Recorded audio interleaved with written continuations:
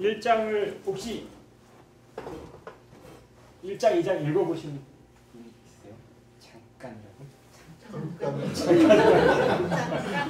아마 1장은 그동안 많이 들어왔던 이야기들 이어서 그나마 좀 잘 들어올 텐데 저도 다시 보니까 2장은 또 새롭게 공부를 하게 되는 그런 장이더라고요. 그래서 우리가 이제 공부할 책이 이게 이제 원서예요. 그래서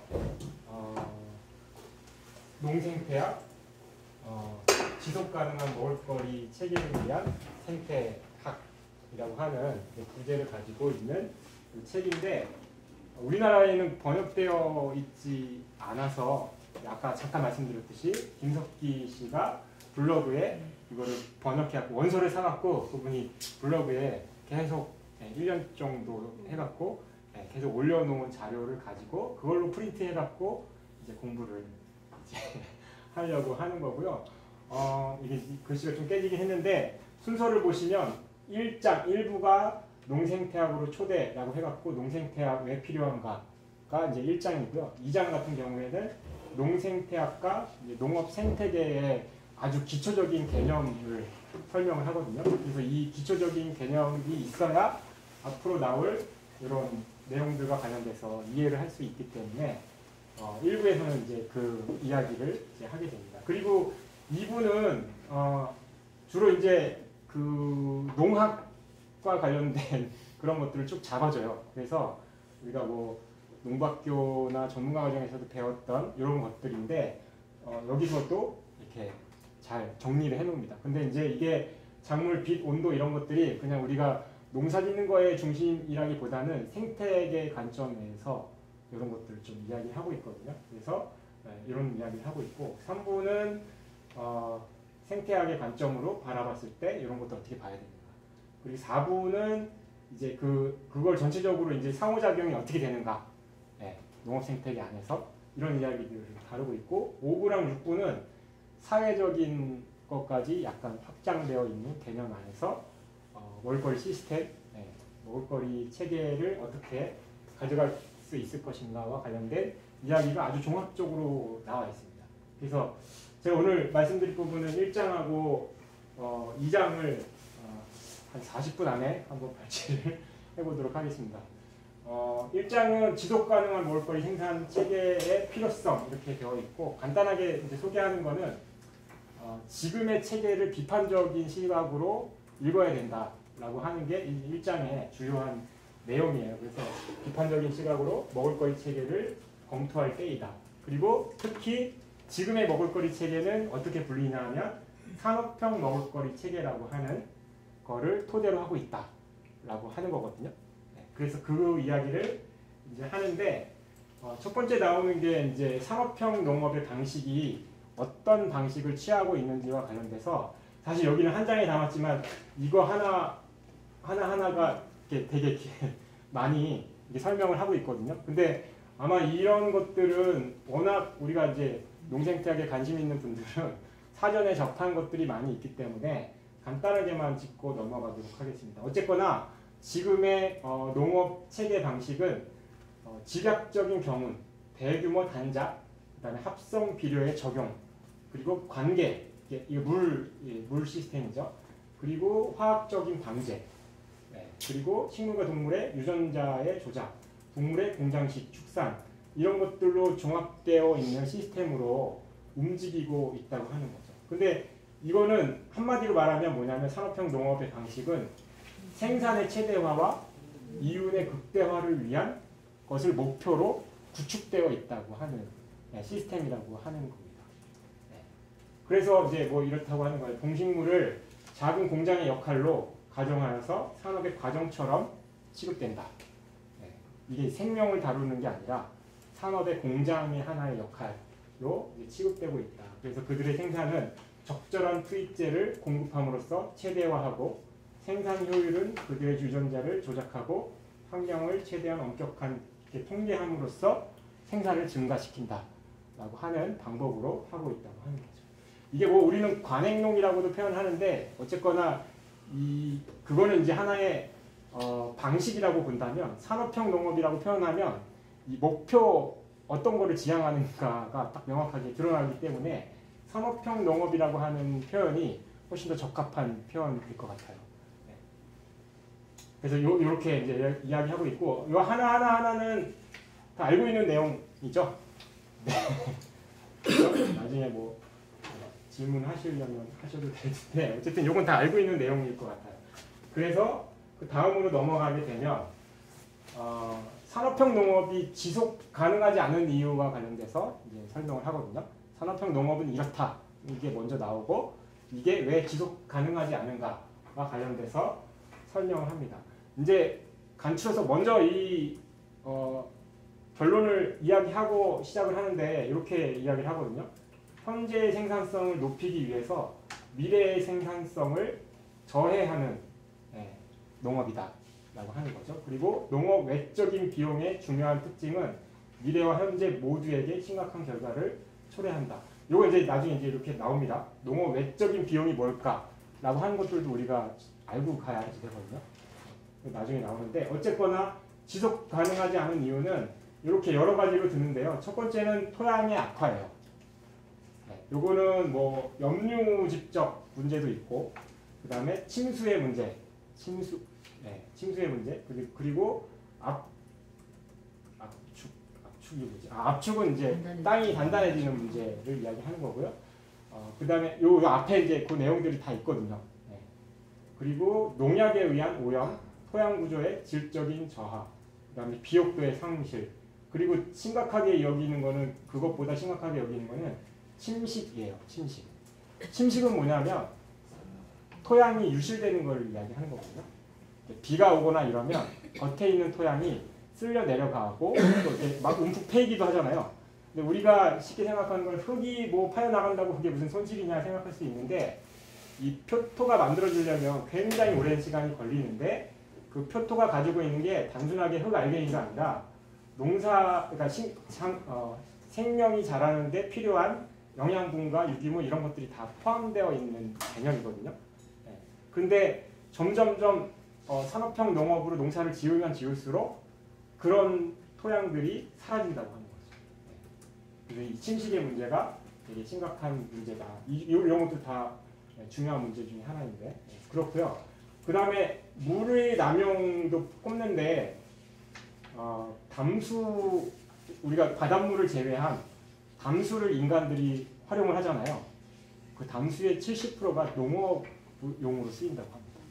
네. 그러니까 이제 이게 어떻게 되냐면, 물 부족한 사회가 되면 산업에서도 물을 쓰고 도시 자체에서 먹고 살기 위해서도 물을 쓰게 되는데, 이 세 개가, 농업하고 산업과 도시가 물 공급을 두고 앞으로는 경쟁이 점점점 심해질 거라고 하는 거죠. 그만큼 지금 우리 농업이, 산업형 농업이 물을 엄청나게 많이 써야지만 되는 이런 체계로 만들어져 있다. 예를 들면 500칼로리를 생산하기 위해서 감자 같은 경우에 89리터가 필요한데 소고기는 4,900리터가 필요하다라고 하면서 이제 가축의 이런 것들도 이야기하고요.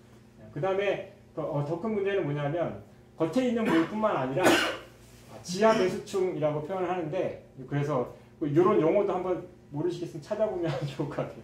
지하수 중에 쓸 수 있는 지하수라고 생각하시면 됩니다. 간단하게. 지하수층이 이렇게 밑에 이렇게 있잖아요.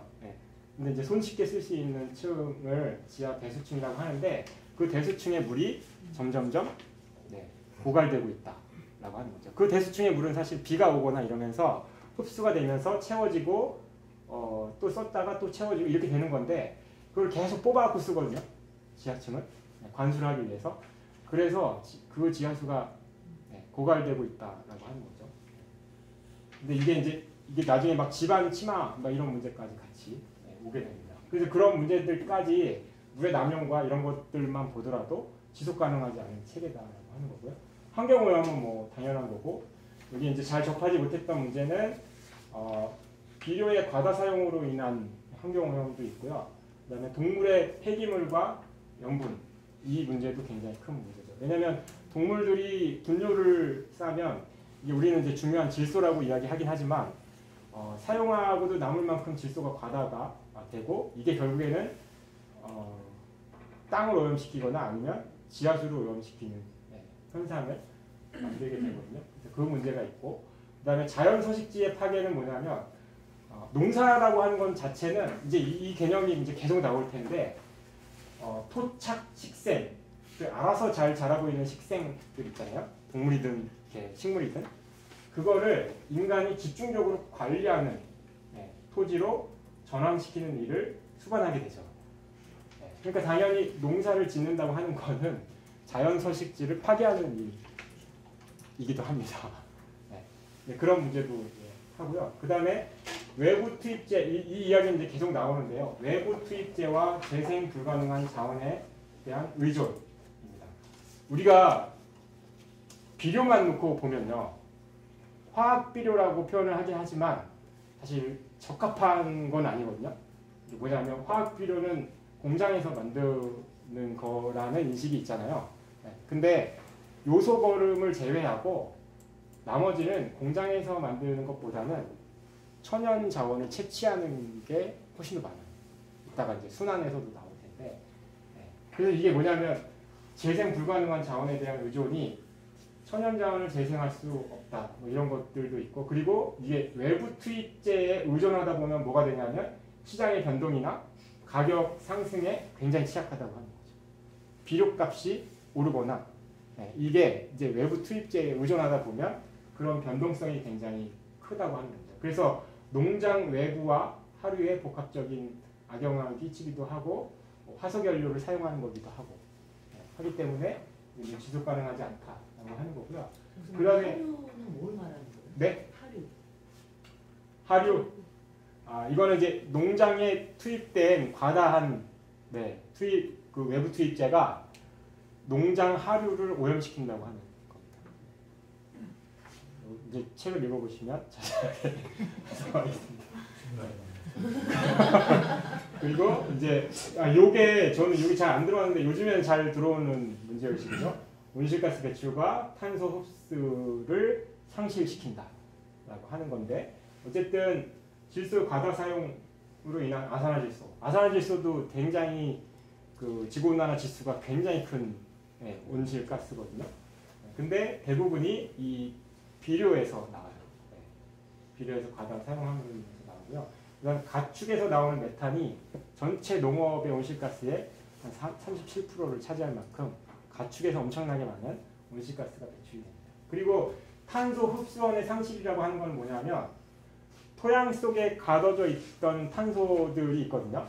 유기물의 형태라든가 아니면 바이오매스 형태로, 바이오매스 이따가 또 나올 텐데, 바이오매스 형태로 땅 속에 가둬져 있는 게 사실은 탄소가 토양 속에 갇혀 있다고 생각을 해도 되는 거거든요. 그런데 유기물이 고갈된다고 하는 거는 뭐냐면 아까 과도한 그 경운, 그죠? 지각적인 경운, 제가 설명은 안 드렸는데 지각적인 경운을 통해서 토양 유기물이 유실이 돼요. 그 말은 뭐냐면 탄소가 날아간다는 거죠. 그래서 흡수를 열심히 식물들이 탄소를 흡수해갖고 땅속에 가다 놓는데 이걸 갈아엎고 하다 보면 유기물이 날아가서 탄소 흡수를 상실하게 된다. 토양의 기능이 탄소를 가두는 역할을 굉장히 크게 하고 있거든요. 그래서 그 문제가 있고요. 그 다음에 유전적 다양성의 상실. 지난 100년 동안 75%의 종이 사라졌대요. 인자물 같은 경우에. 그래서 유전자 저수지가 말라가고 있다. 그러면서 이제 녹색 진디 예를 들거든요.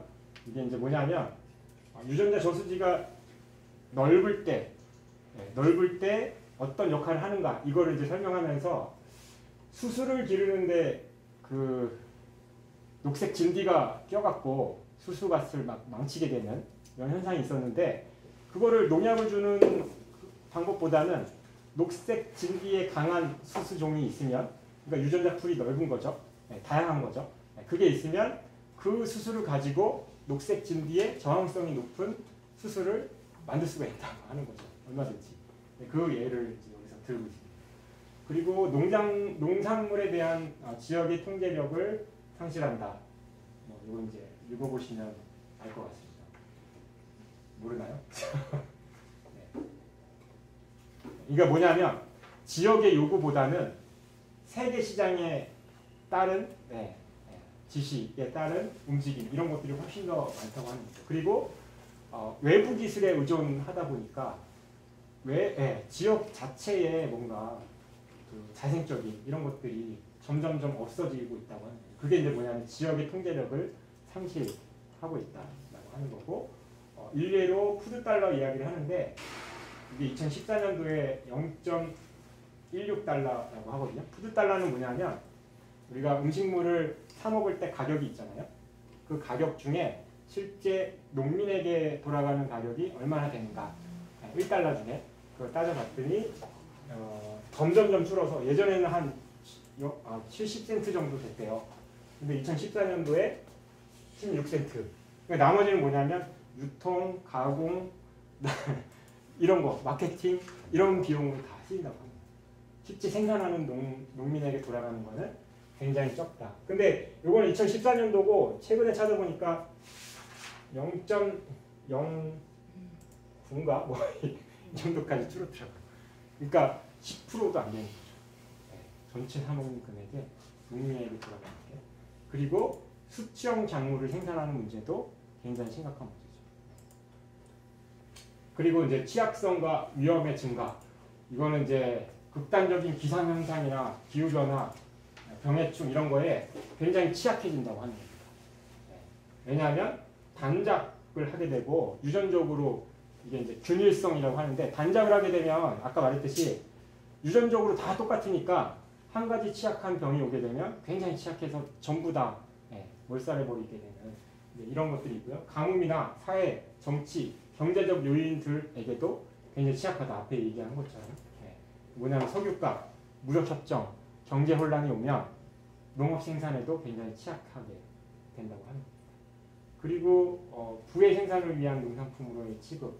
그러니까 이건 뭐냐면 나중에 투기의 대상이 되기도 한다. 라고 하는 데서 굉장히 취약성이 있다고 하는 거고요. 그리고 마지막으로 이제 사회적인 이야기인데 세계적인 불평등을 낳기도 한다라고 하는 게 지금의 농업 체계에서 나온다고 합니다. 그러니까 뭐냐면 농산업에 예를 들면 뭐 유통이든 뭐를 장악하고 있는 소유자들이 있을 거 아니에요. 그 소유자들이 전체 생산하는 거의 부의 많은 부분을 이렇게 다 가져가게 되는 그런 구조에 있다고 하는 거죠. 그래서 이런 통제를 증가시켜서 얘네들이 소유자들이 증가시켜서 이게 자본주의 논리잖아요.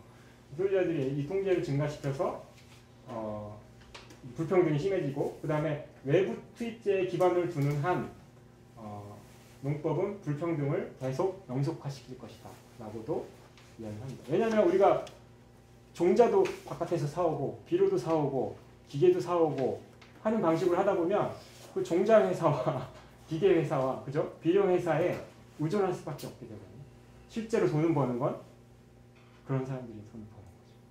그러니까 이게 불평등을 계속 가속화시키고 영속화시키는 체계이다. 그러니까 당연히 지금의 산업형 농업이 지속 가능하지 않다라고 여기서 주장을 하는 거죠. 그러면 이제 어떻게 해야 되느냐? 어쨌든 지속 가능한 먹을거리 체계이잖아요. 그래서 여기서 제시하는 거는 지속 가능성으로 가는 길을 한번 찾아보자라고 하는 건데, 근데 이제 이 저자는 지속 가능성이란 무엇인가와 관련돼서도 이렇게 문제의식을 던져요.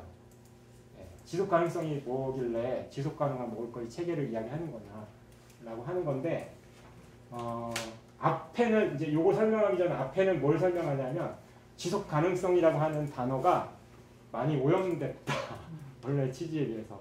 왜냐하면 대부분 지속 가능성을 우리는 어떻게 쓰냐 하면 이렇게 하는 거는 지속 가능하지 않은 거 아니냐 라고 하는 걸 먼저 이야기하고 그러면 지속 가능성이 필요하지 이렇게 얘기한다고 하는 거예요.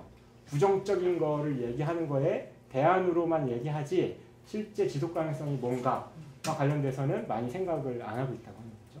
근데 여기서 이야기하는 먹을거리 체계에서 지속 가능성은 무엇인가와 관련돼서 몇 가지를 이제 이야기하게 되는데 다음과 같다고 이제 제안을 합니다.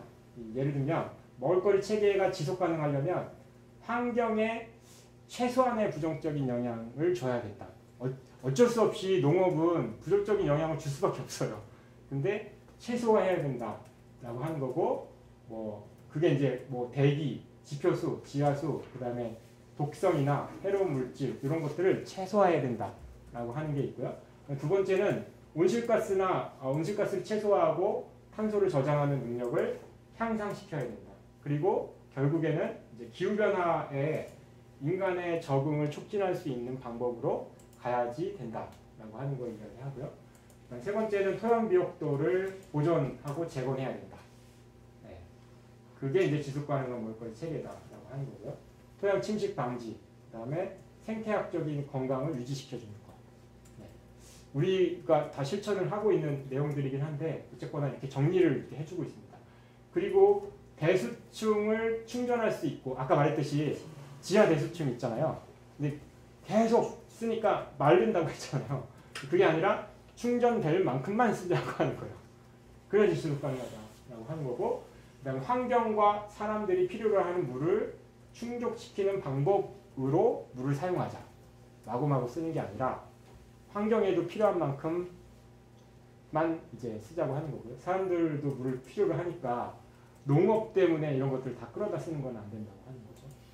그 다음에 양분의 순환이 필요하다라고 이야기하는데 이게 이제 뭐냐면 더 나은 보존 및 생태학적 지식에 확대된 기초로 외부 투입제를 대체해야 된다. 네. 보존 및 생태학적 지식을 확대해서 외부 투입제를 대체를 해야 된다고 하는 겁니다. 우리 쉽게 말하면 외부 투입제 뭐겠어요? 비료나 퇴비 사다 쓰잖아요. 그거를 어떻게 대체할 것인가? 외부에서 안 들여오고도 대체할 것인가? 이런 거에 대한 지식과 뭐 이런 그 경험이 쌓여야 된다고 하는 거고요. 그 다음에 인근 지역사회를 포함하여 주로 농생태계 안에서 자원에 의존해야 된다. 그러니까 멀리서 가져오지 않고 지역 안에서 또는 약간 외부로 가더라도 지역 안에서 해결할 수 있는 방법을 찾아야 된다고 하는 거고요. 그 다음에 이건 생물 다양성을 존중하고 보존한다.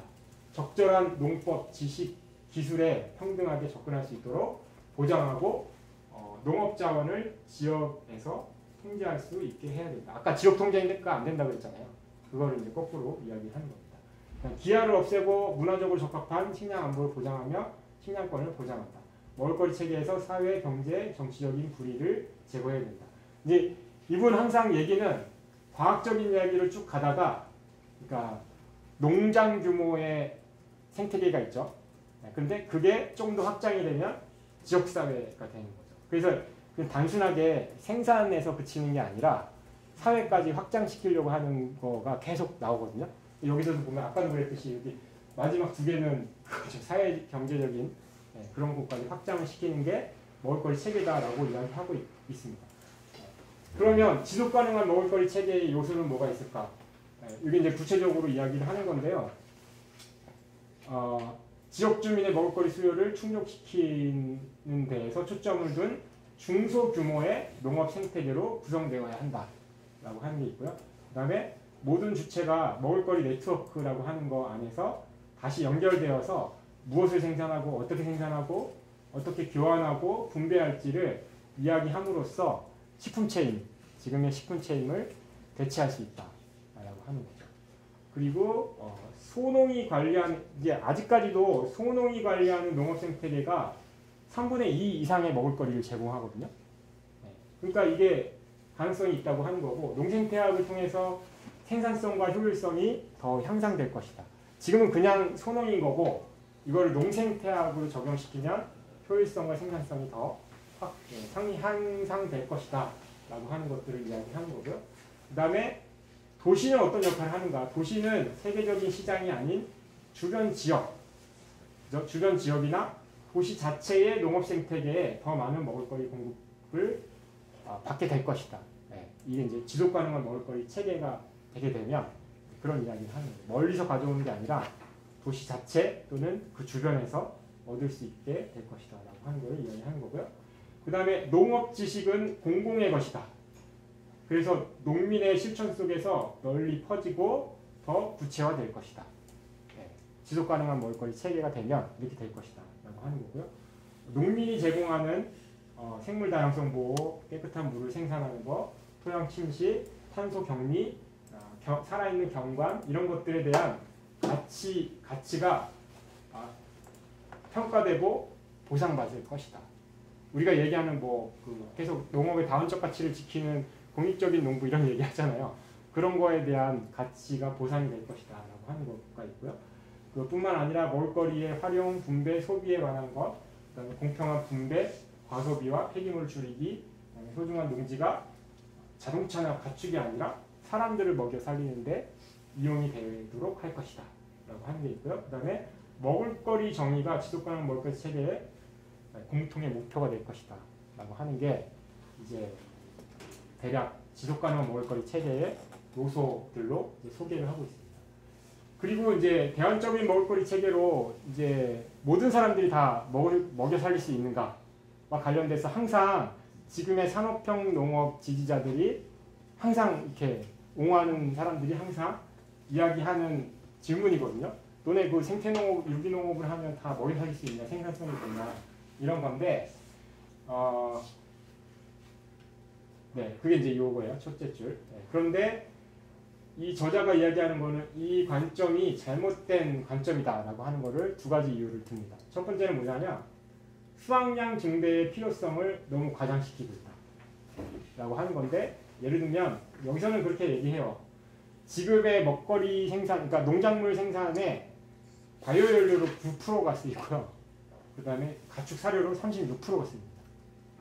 그러니까 요 먹는 체계 자체만 조금 바꿔도 충분히 지금의 생산량이 충분히 필요한 생산량이다라고 하는 거예요. 그래서 이거 두 개를 합치면 거의 생산된 45%잖아요. 45%가 먹는 데 쓰이지 않는다고 하는 거예요. 그리고 또 뭐가 있냐면 생산된 전체 양의 3분의 1이 손상되고 폐기된다고 하는 거예요. 여러 가지 이유에서 공급 체인에서도 손상이 되기도 하고요. 그 다음에 그래서 이 문제는 뭐냐면 수확량 증대에 대한 문제는 사회적 선택의 문제다라고 합니다. 그리고 두 번째는 실제로 생태학에 기반한 유기농과 전통농업, 소농체계가 토지 단위 면적당 먹여 살릴 수 있는 인구수, 단위 면적당 생산되는 먹거리의 총량이 거의 산업형 체계에 근접했거나 초과됐다라고 하는 보고서와 연구 결과가 굉장히 많이 나오고 있다라고 하는 이야기를 하고 있습니다. 그리고 실제 2011년 보고서에는 10년 안에 만약에 전 지역에서 생산량을 2배로 늘릴 수 있는 능력이나 기후변화와 빈곤을 완화시킬 수 있다고 하는 것을 증명한 보고서도 이제 나오고 있다라고 하는. 최근에는 더 많이 나왔을 겁니다. 아마. 우리 그 내일 영화에서도 그 이야기를 하죠. 농생태학으로 하면 3배가 증가하고 퍼머컬처로 하면 몇 배가 증가하고 이런 이야기를 하거든요. 그래서 농생태학의 역할을 어떻게 가져갈 것이냐라고 하는 것들을 이야기하면서 여기 이제 그 농생태학을 우리가 어쨌든 여기 안에서는 농생태학을 하자라고 하는 것을 주장하는 거잖아요. 그런 데 있어서 세 가지 해결해야 될 3가지 측면이 있다고 하는 거예요. 농생태학이 해결해야 할 3가지 측면이 있는데, 첫째는 뭐냐면 이런 거예요. 가축, 식물과 가축 품종, 품종과 물리적 환경, 품종과 자연계의 생태적인 관계에 대한 더 많은 지식을 쌓아야 한다라고 하는 거예요. 지금의 농업 지식은 대부분 그거잖아요. 비료를 단위 면적당 얼마큼 넣고 그저 농약을 언제 치고 물을 어떻게 주고 이런 거잖아요. 근데 그거 안에는 이런 관계에서 오는 상호작용 이런 것들은 전혀 없어요. 근데 농생태학은 뭐냐면 이 관계에 대한 지식을 기반으로 하거든요. 이걸 더 쌓아야 된다라고 하는 거고, 농업 생태계를 설계 관리에 필요한 원리를 도출하는. 그러니까 이게 뭐냐면 결국엔 이제 과학적인 측면을 얘기하는 거예요. 농생태학이 성공하려면 이런 과학적인 측면들이 제대로 증명이 되고 지식이 쌓여야 된다라고 하는 거가 첫 번째예요. 그다음 두 번째는 뭐냐면 실천적인 측면이에요. 효과적이고 혁신적인 농법이 현장에서 체계적으로 갖춰지는 거. 그 다음에 농민의 지역적이고 경험적인 지식의 공유. 이것도 되게 중요하다고 하거든요. 그래서 농생태학이 학문뿐만 아니라 실천까지 하는 거를 같이 농생태학으로 보는 게 이 두 번째 측면입니다. 왜 연구만 해놓으면 뭐예요? 실제 현장에 적용해갖고 이게 가능해야지 되는 건데, 그건 주로 누가 하냐면 농민들이 직접 하는 거예요. 그래서 농민들의 지식과 경험적인 지식과 이런 것들을 공유하는 것들도 되게 중요하다라고 보고 있고요. 세 번째는 이게 그 분배 문제 뭐 이런 것까지 연결이 되면 경제와 사회 체계 그리고 관련된 방식의 변화 이게 모두 이제 식량 안보 모두를 위한 식량 안보까지 나아가야지 농생태학이 가능하다고 하는 거예요. 이게 뭐냐면 사회 변화적인 측면을 이야기하거든요. 그래서 이 책에서는 아주 많은 분량을 사실은 과학적인 거에 할애를 하고 있어요. 근데 그것만 하느냐? 그렇지는 않다고 하는 거죠. 뭐냐면 5부하고 6부 같은 경우에는 사회 변화적인 측면을 되게 중요하게 이야기하고 있거든요. 4부까지는 과학적인 얘기를 하다가 그래서 근데 이 사회적인 측면을 고려하지 않는다면 나머지 노력들도 전부 다 무의미하다. 결국에 마지막은 사회적인 변화 이런 것까지 만들어가는 게 이제 농생태학의 기본 가야 할 길 이렇게 이제 이야기를 하고 있습니다. 그래서 이 책이 좋은 거는 끝나고 나면 각 장마다 생각거리를 던져줘요. 질문을 하거든요. 그래서 지금 1장을 끝나고 나면 마지막에 이런 5가지 질문을 합니다. 이거 한번 이따가 같이 이야기할 때 한번 해볼 수 있으면 좋을 텐데 어쨌든 이런 질문들을 합니다. 나중에 한번 다시 보고요. 제가 시간을 되게 많이 쓰고 있네요. 네. 그리고 이제 2장이 이제 요 앞장 1장은 농생태학이 왜 필요한가, 그죠? 이런 이야기를 한 거고 2장은 실제로 이 농업 생태계라고 하는 요 이야기의 아주 기본이 되는 개념을 설명을 하고 있습니다.